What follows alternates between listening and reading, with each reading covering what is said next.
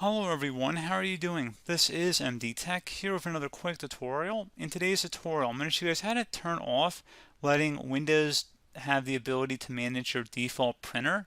So this should hopefully be a pretty straightforward tutorial, guys, and without further ado, let's go ahead and jump right into it. So all you have to do is right click on the Windows Start button and you want to select Settings. Go ahead on the left side and select Bluetooth and Devices. And then on the right side, go underneath Printers and Scanners and go ahead and left click on that. Underneath Printer Preferences, where it says Let Windows Manage My Default Printer, go ahead and toggle that to the off position.